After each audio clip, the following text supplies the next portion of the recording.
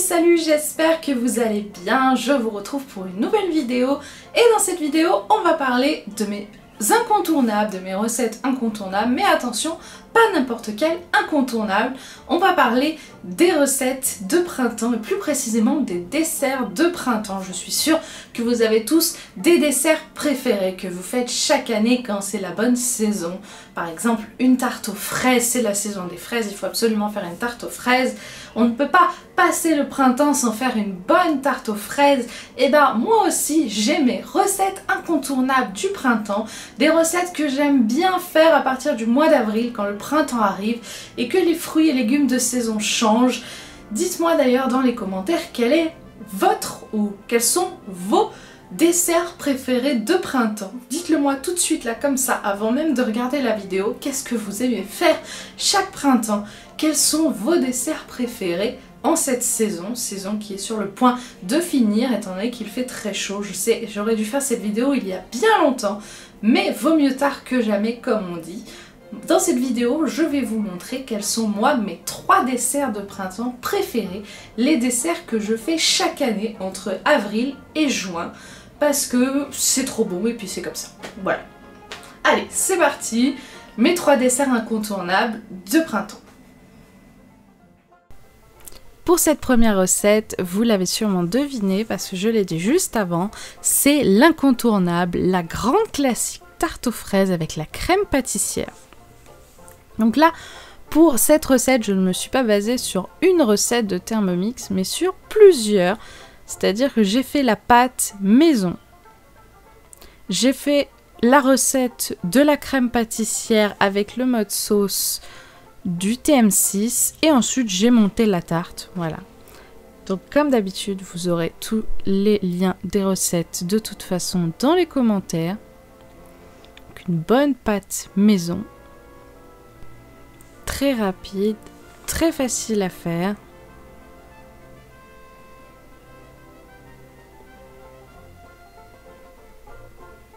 Mon astuce qui n'est pas dans les recettes, je racle toujours les bords quand je fais de la pâte maison. Quand je mélange de la farine, je racle toujours les bords et je remélange une deuxième fois. Est-ce que ça ne se mélange pas vraiment très bien? Et voilà, c'est beaucoup mieux, on en perd moins. Il n'y a plus qu'à pétrir et étaler. Mon astuce, comme d'habitude, pour savoir comment étaler, donc à quelle taille de cercle faire avec la pâte, je prépare déjà à l'avance le papier pour le moule à tarte. Je le découpe à la bonne taille, comme ça après je l'utilise pour savoir si je dois étaler ma pâte très grande ou pas. Voilà, je sais quel cercle faire, quelle taille de cercle faire pour ma pâte. On n'oublie pas quand même de mettre de la farine, c'est pas parce que c'est du papier cuisson qu'il faut pas fariner, sinon ça reste collé.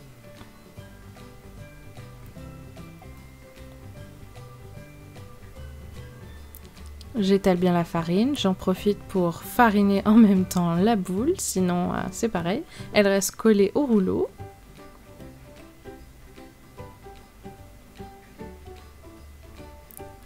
Oui, je déplace la caméra parce que sinon je vais taper dedans sans arrêt.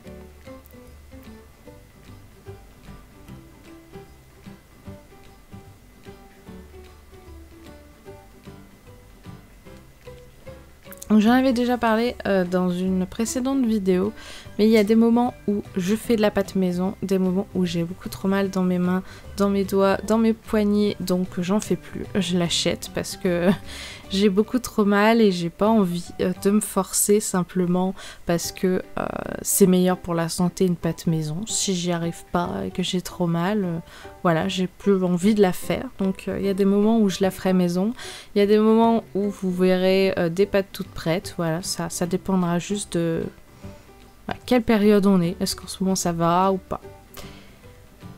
Ça c'est un petit accessoire qu'on a trouvé avec le chéri il y a pas très longtemps. J'adore. Ça pique super bien la pâte et ça gonfle pas du tout. Je suis super contente. Voilà, la pâte maison est prête. Il n'y a plus qu'à la cuire à blanc, bien sûr, parce que la tarte aux fraises, c'est un montage final. On cuit chaque chose séparément et on fait un montage final. Donc pour bien la cuire à blanc, donc là voilà, j'avais pas encore testé avec cet appareil de cuire sans rien dessus. Je testerai plus tard. Donc pour cuire à blanc, je découpe une autre feuille de papier cuisson. Là voilà, je taille plus large pour faire attention de ne pas découper la pâte en dessous. Voilà, et je vais venir mettre des choses dessus qui font du poids. Donc j'ai deux choses différentes. J'ai des chaînes. Donc on met sur les pâtes. Alors cette feuille de cuisson là est un tout petit peu emmerdante. Pardon, un tout petit peu enquiquinante, on va pas dire de grossièreté, parce que vous voyez c'est très glissant. Si par exemple je la mets sur l'extérieur, elle va glisser au centre et faire un amas de... Voilà. Donc je suis obligée de commencer par l'intérieur. Je sais pas pourquoi cette couleur de feuille de papier cuisson est vraiment très lisse, on dirait que ça a été verni. Et du coup pour l'extérieur, je mets du coup mes petites billes. Voilà. Un peu tout autour, que ça fasse poids un peu partout. Je sais que quand je vais soulever, de toute manière, mon plat en silicone pour le mettre dans le four, ça va bouger. Donc après, avec mes gants, je vais les remettre un peu en place. Voilà, de façon à ce que ça ressemble à ça. Maintenant, pendant que ça cuit, je m'attaque à la crème pâtissière. Donc j'ai utilisé le mode sauce du TM6. J'aime beaucoup ce mode sauce. Je l'utilise pour tout, sauf pour la crème anglaise, parce que je trouve que ça brasse beaucoup trop la crème anglaise. Et du coup, elle est mousseuse. Et le lendemain, elle retombe en fait. Il n'y a plus que de la mousse et plus rien. Elle se délie totalement. Je ne sais pas pourquoi. Voilà, dites-moi dans les commentaires si ça vous arrive vous aussi, mais du coup je la fais avec la recette du TM5, donc l'ancienne version, et là aussi je mets moins fort à tourner parce que sinon ça fait pareil, ça, voilà, ça mousse et quelques heures après elle est déjà déliée. Donc je ne sais pas du tout pourquoi. Je ne sais pas du tout. Mais du coup, voilà, je fais toujours la crème anglaise avec l'ancienne version. Sinon, tout ce qui est béchamel, crème pâtissière, tout ça, je fais toujours avec le mode sauce du TM6 qui est vraiment super, je trouve, pour lier les sauces. Donc la crème pâtissière, hein, c'est voilà, une recette vraiment toute simple. 2 œufs, de jaune d'œufs.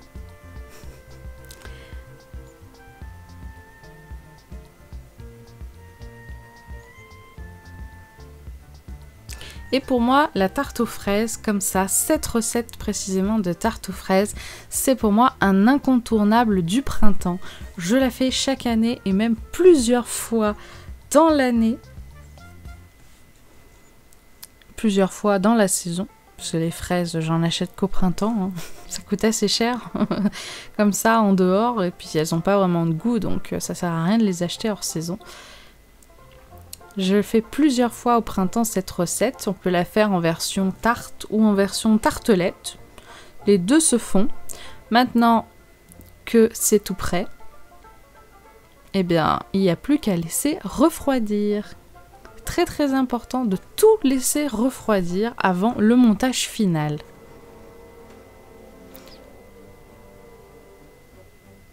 J'essaye de remballer sans brûler.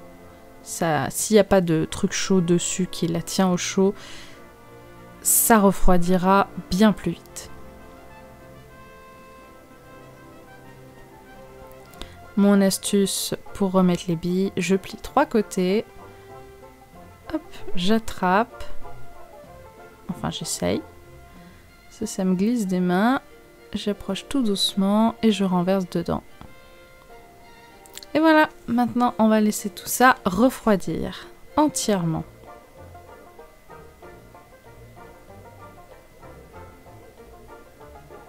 Maintenant que c'est bien froid, je vais venir déjà brasser la crème pâtissière. Si vous voulez éviter par exemple que ça fasse une peau un peu épaisse sur le dessus, vous pouvez la filmer au contact avant de la faire refroidir. Moi, ça me dérange pas. Voilà, qu'elle soit un petit peu épaisse, ça me dérange pas du tout. Donc j'essaye différentes techniques pour étaler la crème pâtissière, parce que je suis pas spécialiste. Alors d'habitude je le fais à la cuillère, mais c'est pour des, des trucs un petit peu moins pâteux que ça. Donc il faut trouver le juste équilibre, la bonne quantité, pas trop fin, pas trop épais non plus.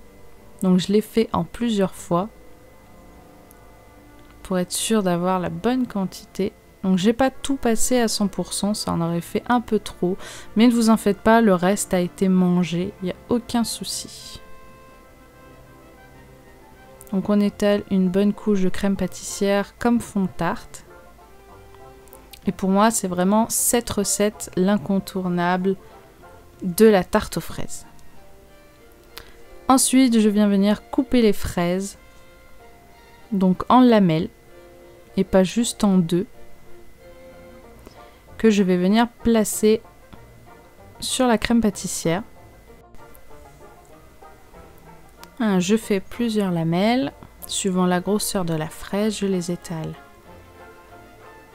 Pour faire quelque chose de joli, après tout, quitte à manger une bonne tarte, autant que ce soit joli.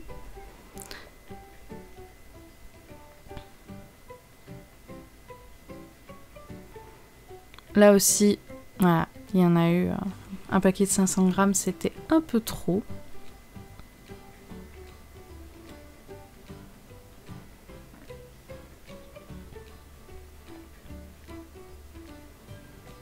Et voilà. Maintenant, il n'y a plus qu'à manger. Elle est prête et elle est vraiment super bonne. Dites-moi, vous, si vous avez l'habitude de faire des tartes aux fraises, quelles sont vos recettes? Est-ce que vous faites comme ça? Pâte brisée, crème pâtissière, fraises. Est-ce que vous avez un autre fond de tarte que vous mettez au fond? Est-ce que vous êtes plutôt pâte feuilletée? Moi, j'aime pas trop la pâte feuilletée. Le fait croustillant qui fait des morceaux partout, j'aime pas du tout.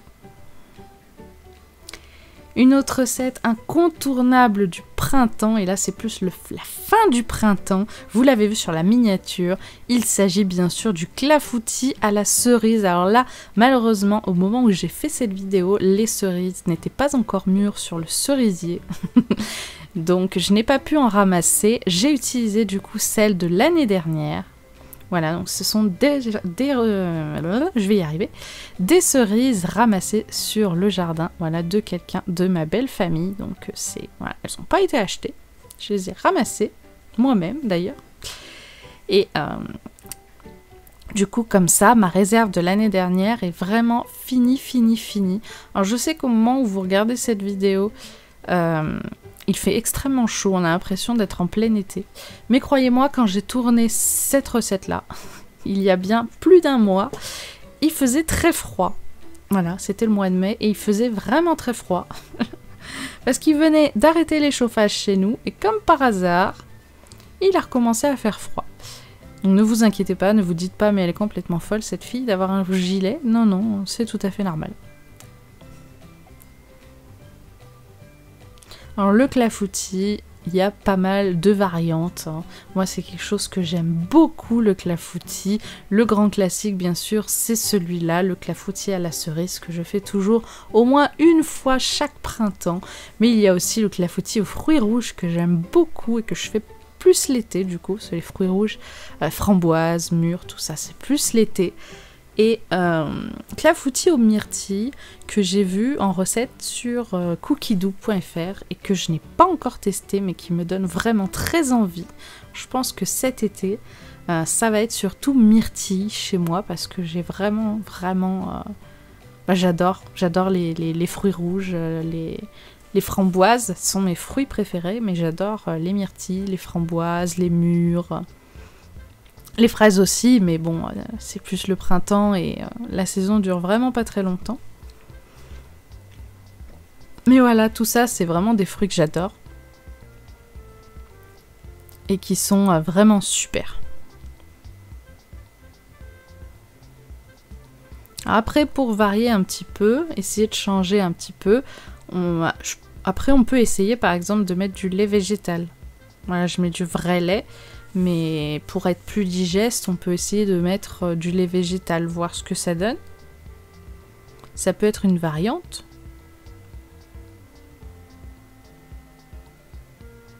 En automne, j'aime bien faire aussi le clafoutis à la prune. Mais là, au printemps, c'est le clafoutis à la cerise, ça c'est sûr. La recette incontournable de fin de printemps.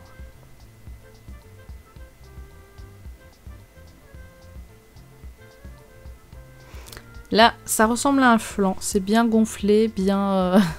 Mais quand ça va refroidir, ça va bien dégonfler, vous allez voir.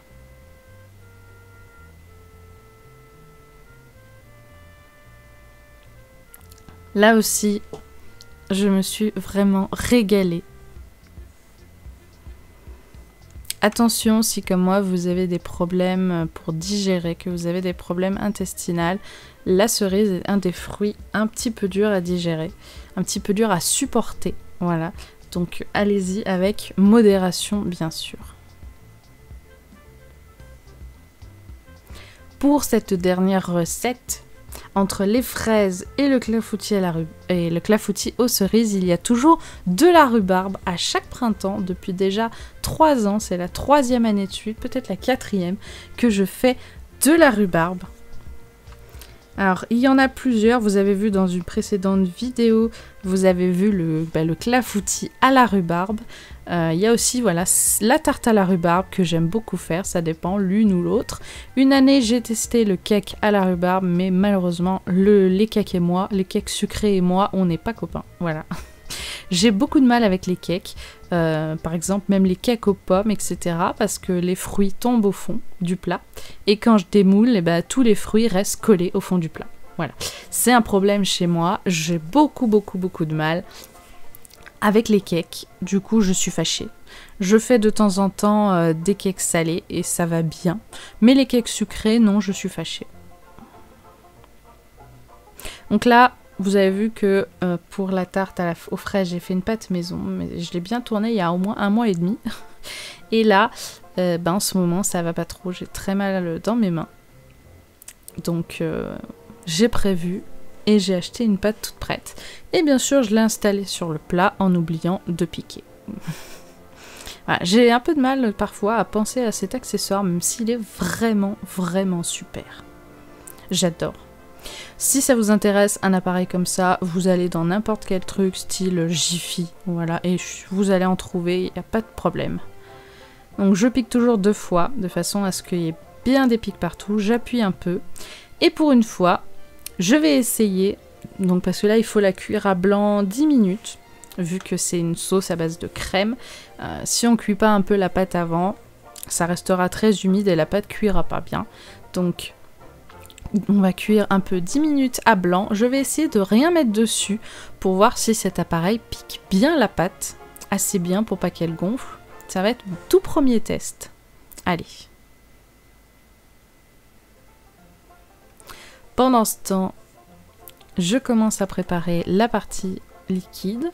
Donc là, c'est une recette que je fais pas très souvent. Chaque année, je fais un plat avec de la rhubarbe, mais c'est plus souvent le clafoutis que la tarte, mais ça m'arrive de faire les deux. J'aime beaucoup la rhubarbe, mais comme je le dis très souvent dans mes vidéos, c'est quelque chose de très acide. C'est pour ça que je fais attention en général le sucre dans les pâtisseries. Quand par exemple ils demandent d'en mettre 100 grammes, j'en mets 70 ou 80 grammes parce que c'est largement suffisant.